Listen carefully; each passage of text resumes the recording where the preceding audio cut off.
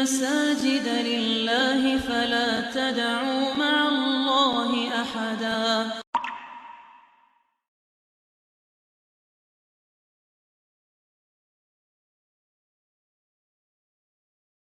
وحبيبنا وشفيعنا ومولانا محمد وعلى آله وأصحابه ومن تبعهم بإحسان إلى يوم الدين. أما بعد. Hadratal muhtaramin, para alim ulama, para asatidah, bil khusus segenap pengurus Masjid Al-Muhajirin, Bapak Haji Abdus Somad, Pak Haji Masyudi, Ustadz Ismaji. Malam yang mubarak ini alhamdulillah saya dapat berkumpul untuk taklim rutin kajian tafsir yang sampai pada ayat ke-38 surah Al-Maidah. Betul ya? Hadirin yang dimuliakan Allah, mohon maaf beberapa minggu yang lalu saya uzur, pertama ke Pakistan, kedua kemarin mana ya baru datang apa dari muktamar gitu. Maka saya mewakilkan pada anak saya. Kebetulan sambil biasa kumpul sama orang-orang tua. Mohon maklumnya kalau barangkali namanya juga belajar nyupir ya. Baik, kita buka ta'lim ini langsung dengan membaca ayat ke-38 surah Al-Maidah. Insyaallah kita baca 3 ayat. A'udzu billahi minasy syaithanir rajim. Bismillahirrahmanirrahim. Was-sariqu was-sariqatu faqta'u aydiyahuma jazaa'an bima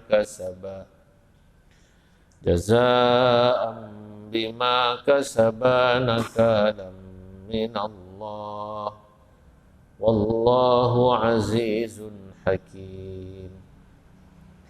Faman taba min ba'di zulmihi wa aslaha fa innallaha yatubu alaihi innallaha ghafurur rahim. Alam ta'lam annallaha lahu mulkus samawati wal ard yu'adzibu man yasha'u wa yaghfiru liman yasha' wallahu ala kulli syai'in qadir. Was-sariqu was-sariqatu, pencuri laki-laki, was-sariqatu, dan pencuri perempuan.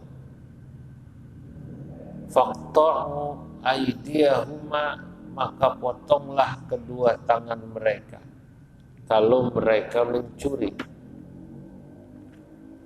Jazaa'an bima kasaba, sebagai hukuman atau balasan atas apa yang mereka lakukan.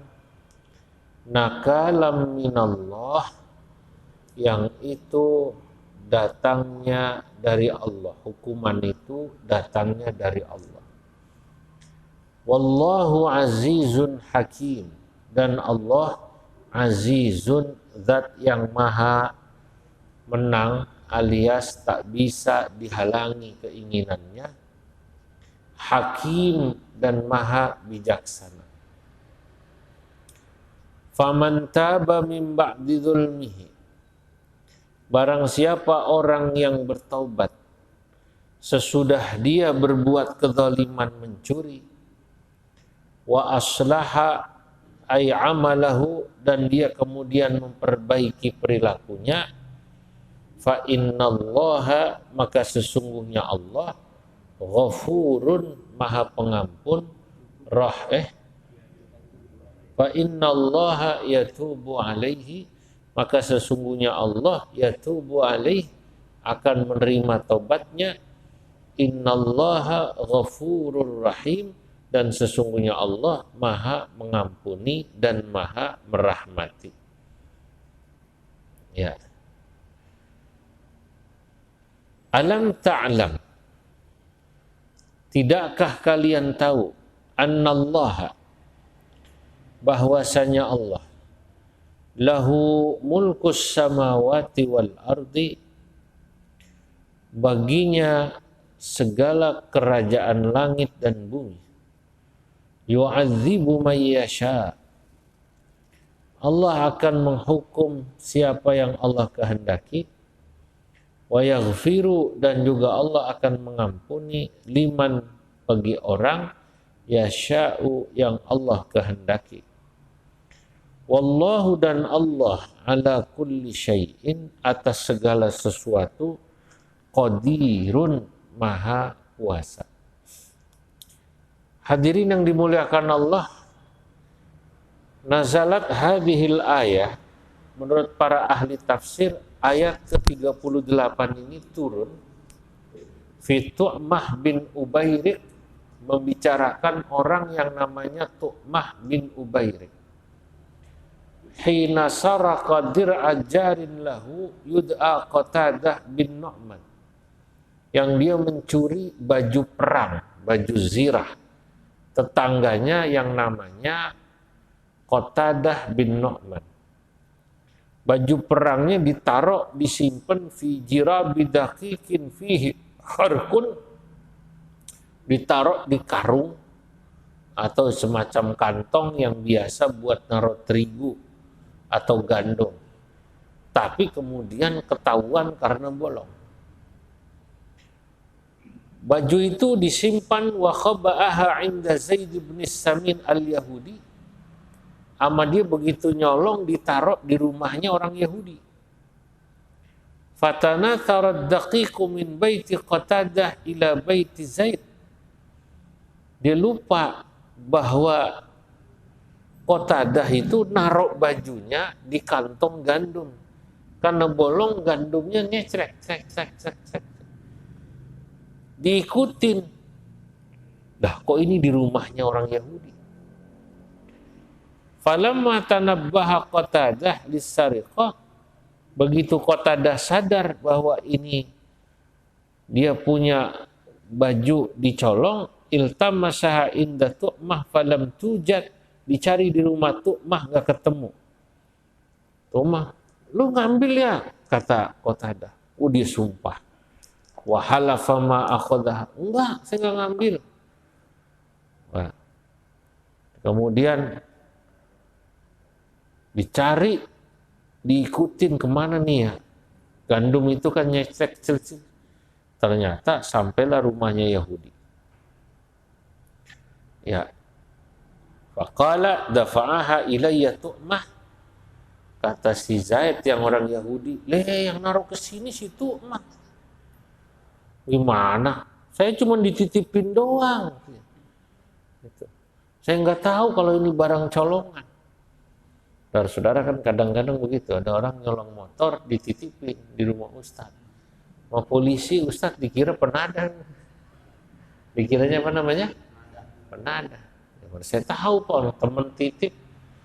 Kalau polisi kayak gitu itu nggak ada cerita di bawah, tetap ya, di bawah ya tetap ya. Di bawah nggak kira-kira? Gara-gara lu dikatanya gue dibawa kantor polisi, dikira apa namanya? Penadah. Saudara-saudara, akhirnya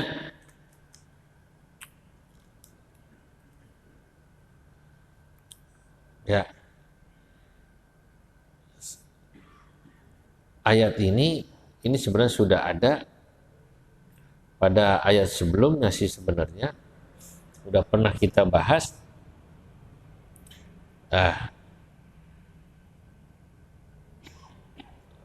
Yang orang-orang Yahudi bersaksi dan Tu'mah walaupun Islam dia disalahkan. Nah, waktu itu Tu'mah kalau nggak salah pada riwayat yang lalu diceritakan begitu dia dihukum nggak terima karena dia merasa dia Islam, dia kabur ke Mekah. Lalu tadinya Islam, dia murtad. Nah, disinilah keadilan agama Islam. Orang biar Islam, kalau nyolong, ya nyolong. Kalau salah, dibilang salah. Biar dia Yahudi, kalau dia nggak nyolong, kalau dia bersih, kalau dia benar, ya dibilang benar. Itulah yang disebut i'tidal. Apa namanya? I'tidal. Nah, saudara-saudara hadirin yang dimuliakan Allah. Jadi ayat ini sesungguhnya memerintahkan. Jadi Allah Subhanahu wa taala memerintahkan kepada para wulatil umur, para pemimpin yang diserahi urusan agar memotong tangan pencuri. Mau laki-laki mau perempuan. Sebab kalimatnya as-sariqu was-sariqatu. Ukuran motongnya di mana? Motongnya di sini. Dari mulai pergelangan tangan. Kalau pertama nyolong, potong belah kanan. Nyolong lagi, potong kakinya yang kiri. Silang. Nyolong lagi, baru potong tangannya belah kiri. Nyolong lagi, dipotong kakinya yang kanan. Ya. Nah, makanya ini pandangan mazhab Maliki dan juga sebagian ulama Syafi'iyah. Ya. Tapi kalau pandangan mazhab Hanafi dan Hambali enggak, yang dipotong cuma tangannya belah kanan satu, walaupun nyolong lagi. Nyolong lagi cuma kaki kiri, yang sini sama kaki kanan enggak. Ya. Itu pun dengan catatan kalau dia tidak tobat sampai dibawa ke hakim. Dalam ayat tadi dijelaskan faman taba mim ba'di dzulmihi, barang siapa pencuri yang tobat sesudah dia berbuat zalim dan sebelum dibawa ke hakim. Di sini ulama ada perbedaan pendapat.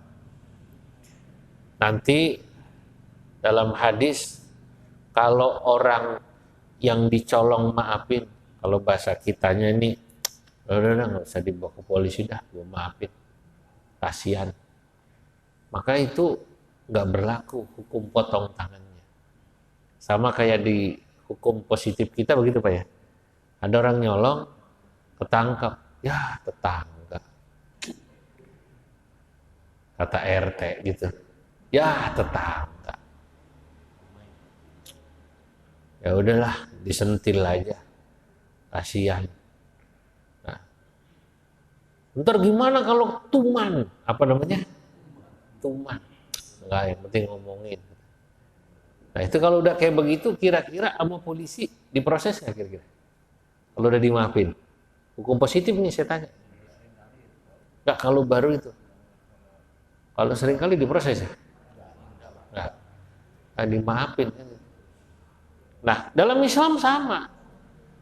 Menurut mazhab Syafi'i di sini dijelaskan, begitu juga Imam Malik dan Ahmad dan Abu Yusuf. Ya kalau memang dia nyolong terus dimaafin, ya udah nggak bisa dipotong tangan. Atau bahkan yang punya barang menghibahkan, udah, buat lu aja lah, lu pengen lah. Gitu. Walaupun udah diserahkan, maaf, walaupun sudah diproses ke hakim, bahkan kalau yang punyanya mengikhlaskan, kalau dalam mazhab Hanafi itu Imam Hanafi dan Imam Muhammad itu Muhammad bin Yusuf diikhlaskan. Nah, saudara-saudara, nanti kemudian dalam fikih yang namanya orang mencuri kena hukum potong tangan itu ada ukurannya.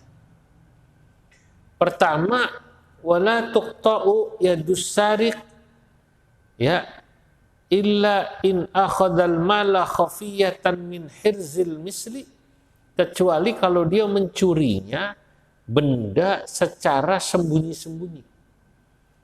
Kalau dia tidak secara sembunyi-sembunyi ngambilnya, namanya bukan nyolong, ngerampok. Ngerampok hukumnya lain lagi. Bukan hukum potong tangan kalau ngerampok. Ya. Ya. Kalau koruptor sembunyi dong. Apa termasuk terang-terangan dia? Nah. Kedua,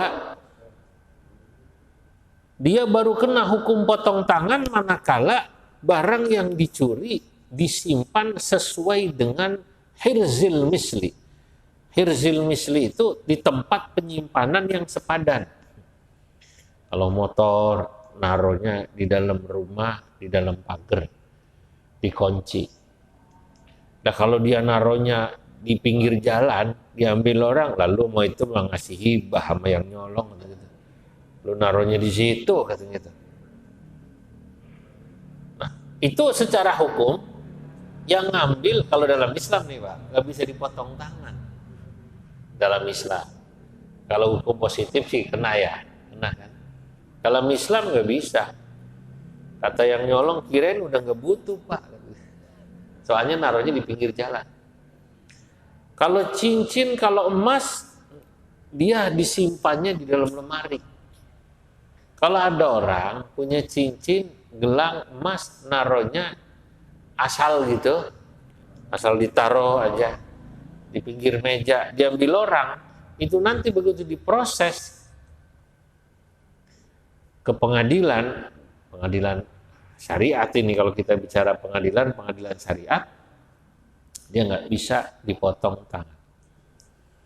Itu pun dengan syarat yang namanya benda yang dicuri wala tuqta'u yadus sariq illa idza kana balighan aqilan.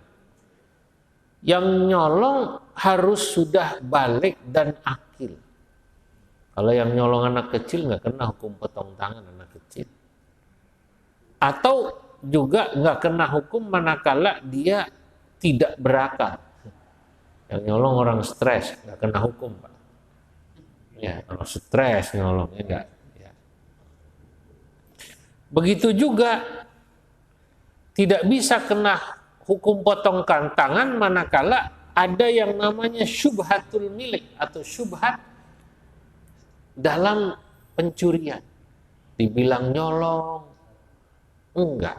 Dibilang enggak, nyolong. Misalnya, ada tamu, kemudian dia nginep di situ. Kata tuan rumah, silahkan makan makanan saya. Yang pengen ambil, boleh dibawa pulang. Ngomongnya umum begitu. Dia lihat, ih ada jam bagus. Kalau pengen boleh dibawa pulang. Jamnya dibawa pulang sama dia. Rumahku, rumahmu, dikata-kata. Kata sahibul bait, lu pengen apa ambil, bebas. Padahal kalimat itu maksudnya makanan. Oh yang ada rumah, ambil lagi, pengen ambil. Dia lihat ada sepedanya dari Belanda lagi, dibawa sama dia. Nah itu syubhat. Begitu dibawa ke pengadilan mau dituntut dipotong tangan lah. Orang dia yang ngomong Pak Hakim, katanya silahkan yang kau pengen ambil. Ya saya ambil sepedanya. Saya ambil jamnya. Nah, itu ada syubhat. Termasuk tidak bisa dipotong tangan. Ini saya ini serba salah jelasin ini. Adanya syubhat milik antara suami dan istri, anak dan orang tua. Karena memang milik suami ya milik istri ya milik suami. Milik istri tetap ya. Milik suami, milik istri. Nah itu tuh ada syubhat. Nah, terutama yang anak sama bapak tuh. Anak nih atau bapak ngambil punya anak, nggak bisa dibawa ke pengadilan. Ya, kalau hukum Islam. Saya nggak tahu kalau hukum positif Indonesia kayaknya bisa ya. Itu kan suka ribut itu di koran berita. Ada anak sama orang tua gitu, ngambil duit ribut gitu ya. dalam hukum Islam nggak bisa. Kenapa? Ya karena tadi ada syubhatul milki dalam fikih disebut keserupaan kepemilikan. Punya anak tuh punya bapak punya anak. Taunya dari mana? Kalau bapaknya mati, anaknya yang mewarisi. Kalau anaknya mati, bapaknya juga mewarisi. Kalau suaminya mati, istrinya mewarisi. Kalau istrinya mati, suaminya kawin lagi. Suaminya juga mewarisi, sama mewarisi. Nah, makanya ini saya khawatir ini kalau didengar sama anak yang badung.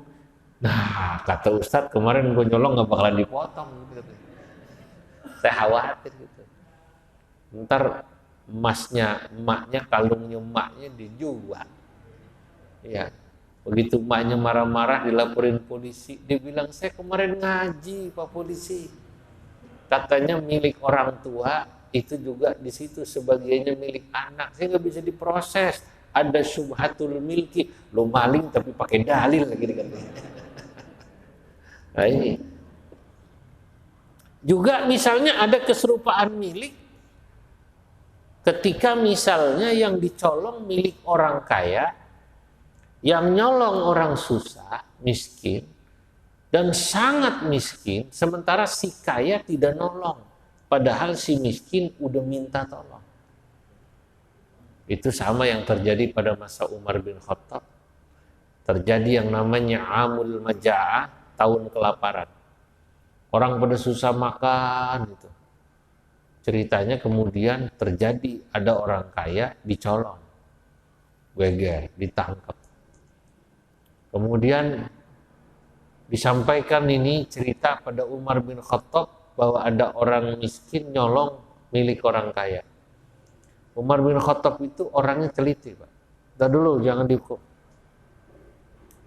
Umar tahu ini masa paceklik, orang pada susah. Ditanyalah itu yang nyolong orang susah. Kenapa nyolong? Lapar khalifah. Ya kalau lapar kenapa nggak minta? Udah minta nggak dikasih, udah mau ngutang nggak dikasih. Oh, kata Umar, jangan dihukum. Pada haknya si kaya, pada hartanya si kaya ada haknya si miskin.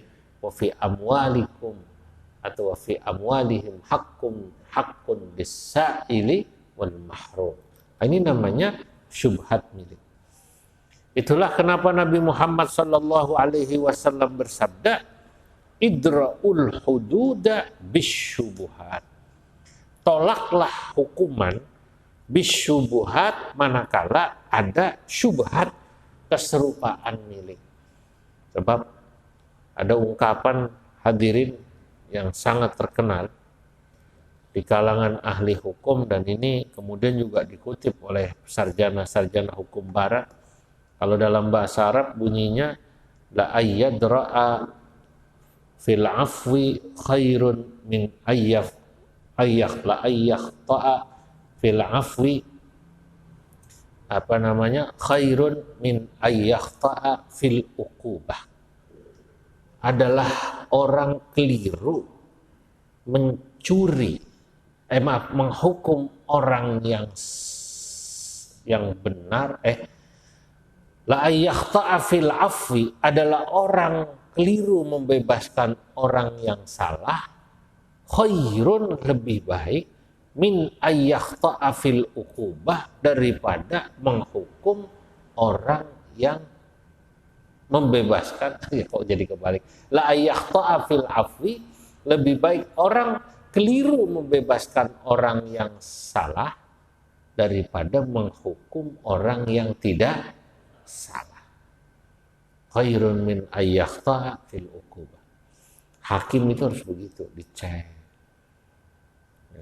Cuman jangan pakai dalil ini, entar mau bebaskan orang yang salah daripada saya keliru menjarain orang, Pak, mendingan saya bebasin, tapi rupanya ada harganya.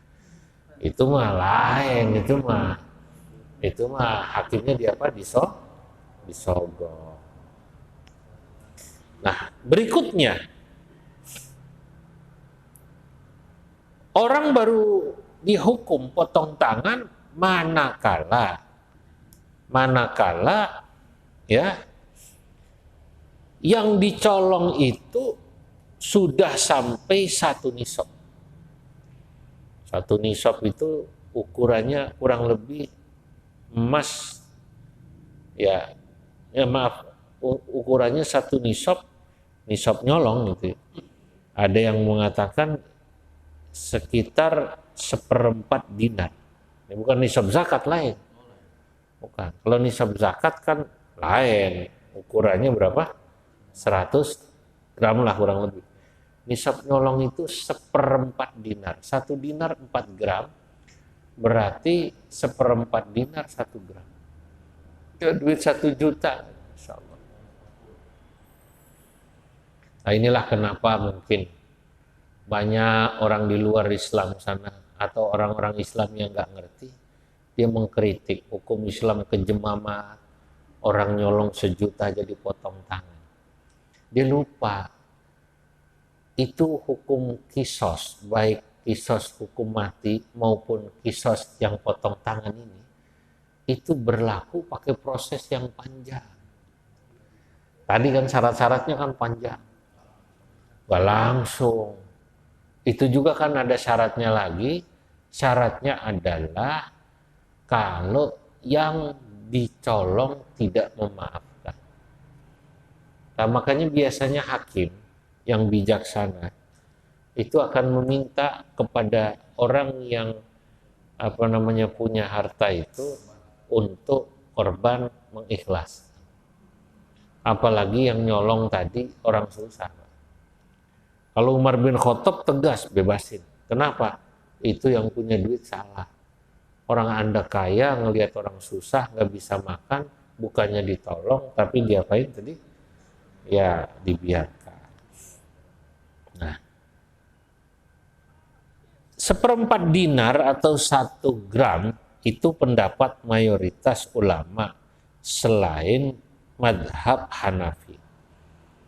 Kalau madhab Hanafi berpendapat nisab mencuri orang tangannya boleh bisa dipotong itu kalau 1 dinar. Artinya 4 gram. Ya, masing-masing ada dalilnya Pak. Kayak begini nih, ukuran 1/4 dinar atau 1 gram atau 4 gram. Selain madhab Hanafi mengatakan katanya 1/4 gram, seberapa gram apa tadi 1/4 dinar atau 1 gram, karena ada hadis riwayat Siti Aisyah radhiyallahu anha, karena Rasulullah sallallahu alaihi wasallam yaqta'u yadas sarik fi rub'i dinarin fasaidan. Dalam riwayat Siti Aisyah dikatakan katanya Nabi Muhammad sallallahu alaihi wasallam itu baru memotong tangan kalau barang yang dicuci, yang dia apa namanya? Dicuri. Ini mulut saya udah kecapean ngomong berarti. Dari pagi ngomong terus ngaji. Apa kata orang Jawa, meniren, tahu meniren apa ya? Nah, meniren, ngomong udah dicuci. Dia apa namanya? Dicuri. Itu 1 gram ke atas. Kalau 1 gram ke atas, potong tangan. Ini riwayat Siti Aisyah. Imam Bukhari, Muslim juga yang meriwayatkan, Imam Ahmad. Ya, karena juga ada riwayat Nabi itu memotong tangan ketika yang dicuri waktu itu tameng. Apa itu kalau orang perang itu apa? Turs itu tameng. Ya nilainya ya tidak banyak. Ya kurang lebih di bawah 1 gram emas gitu loh. Tapi kalau Imam Hanafi enggak. Imam Hanafi pakai riwayat tangan orang pencuri baru boleh dipotong kalau nilai barang yang dicuri 10 dirham atau bahasa gampangnya 4 gram kurang lebih. Hadirin yang dimuliakan Allah Subhanahu wa taala. Nah, ini tentang ukuran. Sekarang ukuran bahwa seseorang bisa dihukum ya, disebut sebagai pencuri itu apa? 1, imma bil ikrar. Dia ngaku, padahal nggak ketangkep, terus ngaku. Saya mencuri maka saya minta dihukum. Lalu hakim menetapkan, baru boleh dipotong tangan. Itu. Nggak boleh yang bukan hakim main potong tangan. Potong tangan orang itu harus ada kewenangan. Kewenangan eksekusi adalah pada pemerintah. Nggak boleh asal ustadz main potong tangan. Sini tangan lu gue potong. Wah, itu bahaya. Dulu almarhum Ustadz Ja'far Umar Tholib pernah mengeksekusi hukum rajam seorang wanita atau laki-laki yang zina. Kalau nggak salah di Maluku sana ya, geger, ditangkap polisi. Dia salah.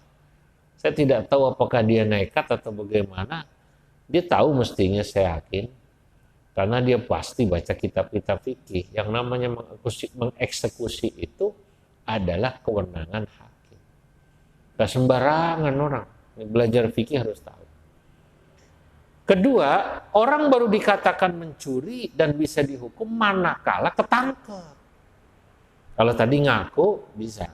Nah, atau kedua, memang ketangkep dan ada bukti.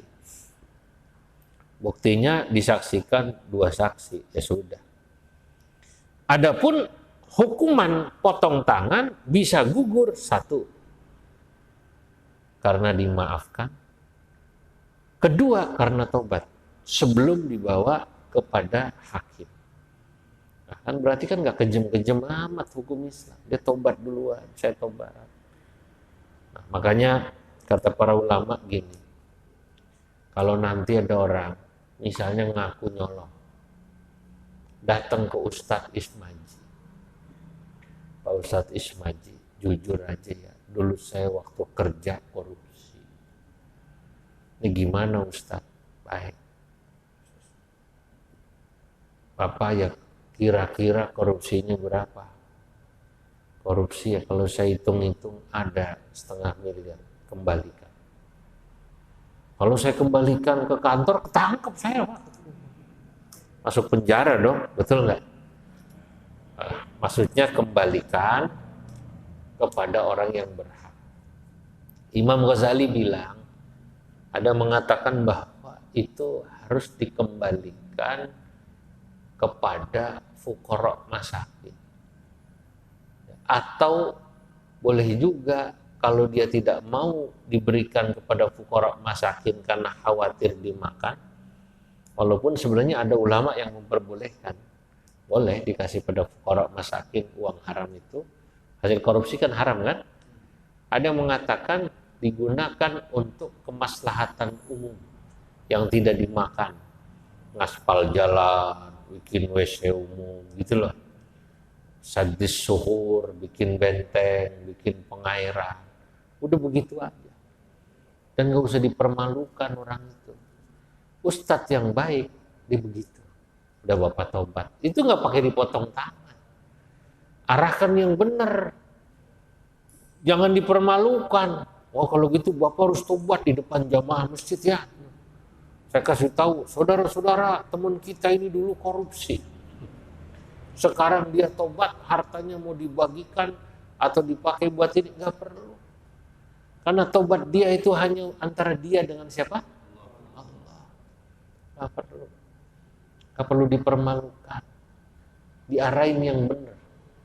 Ini Ustadz kalau bacaannya banyak, dia enak jelasinnya. Yang repot orang mau tobat katanya korupsi, ustadznya bacaannya cekak. Wah nggak bisa Pak, dosa besar Bapak. Nggak bisa. Harus Bapak nyerahin diri ke polisi. Ya nggak jadi, dia tobat. Ini tobat itu kan nggak perlu begitu, dikembalikan. Dan kita nggak usah kemudian cari-cari tahu, menyelidiki. Tumben ini ada orang pensiunan, tahu-tahu kok aspal di kampung di ples, apa namanya? Ngaspal jalan, melester gang, tumben ini. Jangan-jangan tuh gara-gara dia kemarin dengar pengajian ini katanya. Jadi curiga katanya. Jadi jangan diplester semua nih, jangan-jangan duit haram dapat apa namanya? Korupsi. Kalaupun dia menang, baik menang, pura-pura nggak tahu gitu. Nggak usah mencari tahu. Karena kita itu harus menolong orang yang bertobat kepada Allah Subhanahu. Kecuali kalau dia maling milik perseorangan, balikin. Pak kalau balikinnya malu gimana Pak? Dulu yang ngambil sepedanya emang saya, yang nyolong motornya saya, yang nyolong emasnya saya. Ya balikin aja tanpa perlu memberitahu, yang penting barang yang punya balik. Taruh aja depan rumahnya kabur. Kata yang punya, kok sepeda saya balik nih katanya gitu. Masya Allah katanya. Rupanya dia taubat. Ya udah, yang penting balik kan barang. Loh, emas saya balik ini katanya. Ya sudah, yang penting barangnya sudah balik. Hadirin yang dimuliakan Allah, lah inilah. Jadi nggak sembarangan orang main potong tangan. Bahkan termasuk gugur potong tangan itu selain memang taubat atau si empunya barang menghibahkan. Udah buat sampean aja. Saya ikhlas. Walaupun sudah diadukan pada hakim. Pak Hakim, walaupun udah masuk perkaranya, saya berikan barang itu sama dia, nggak usah dilanjut dipotong tangan. Nah, hadirin yang dimuliakan Allah, inilah. Karena sesungguhnya hukuman mencuri itu dipotong tangan ini bukan untuk menyakiti. Tapi tujuannya adalah dalam rangka mendidik dan juga dalam rangka supaya ada efek jerak bagi orang yang mencuri.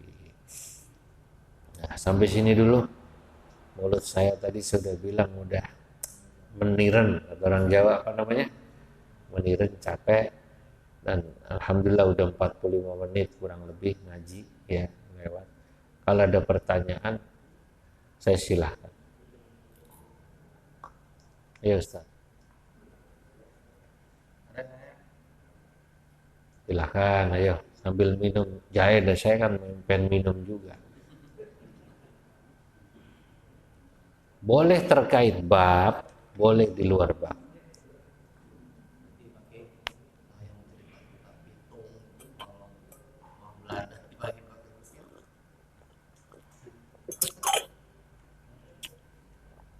Kalau cerita Pitung nyolong Belanda tuh, itu kan konteksnya perang ya, ya, konteksnya memang perang antara si Pitung. Iya. Oke. Baik.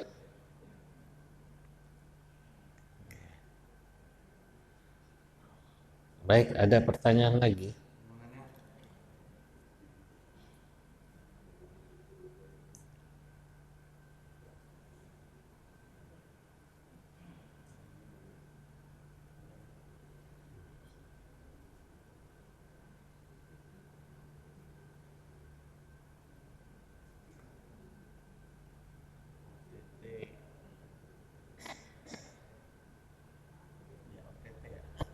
Iya, OTT.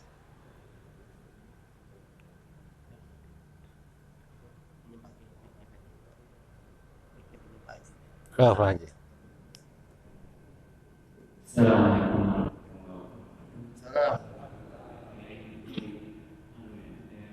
Apa yang terjadi di masyarakat kita?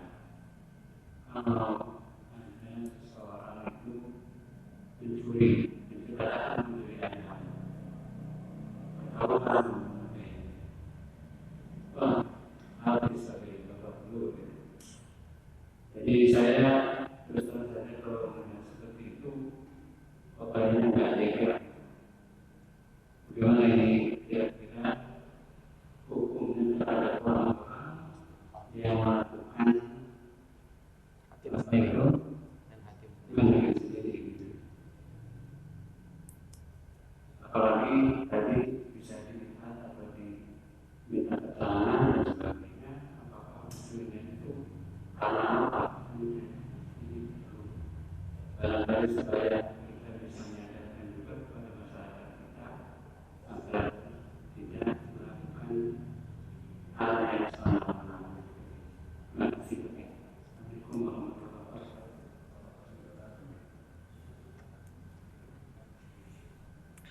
Ini menarik ya. Ada fenomena maling ayam digebugin. Padahal jauh nilainya daripada 1/4 dinar bahkan. Nah ini perlu diberitahu. Orang itu harus bisa menahan emosi. Iya. Ya ada juga dulu maling motor dibakar sampai mati. Itu semua salah. Udah pasti salah. Main hakim sendiri itu salah.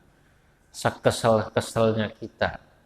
Di kampung kita ayam sering dicolong, motor sering hilang, nggak boleh kita menghakimi orang. Karena hakim sesungguhnya itu adalah Allah Subhanahu wa Ta'ala yang boleh menghakimi. Nah, boleh jadi dia punya anak nggak bisa makan sampai harus nyolong ayam. Boleh jadi istrinya sakit di rumah sakit, anaknya sakit sampai dia harus nyolong motor. Katakan memang pekerjaannya nyolong, juga nggak boleh begitu, gitu kan? Juga nggak boleh begitu. Saya ingat dulu ada Yai Hamid Pasuruan.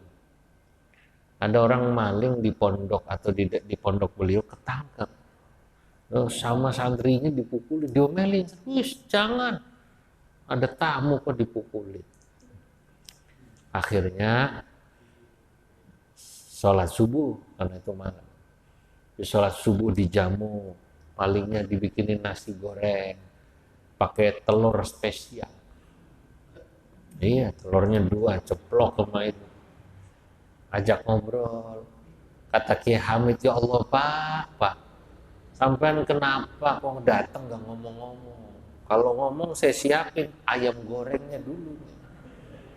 Nah ngomong-ngomong ya, mohon maaf nasi gorengnya cuma pakai telur. Besok lagi kalau mau kesini ngomong ya. Ya Allah, sopan. Itu malingnya nanti taubat. Ceritanya dia jadi orang soleh, katanya gitu, lalu jadi orang kaya. Kenapa? Dia malu atas perlakuan kiai yang lembut ini. Orang maling ketangkep, habis digebukin, yang gebukin diomelin, malingnya diajak makan mengopi, nasi goreng dibikinin. Subhanallah. Nah itulah. Ini saya dengar cerita ini masyhur. Ini cerita ini masyhur. Baik. Ya. Ada lagi?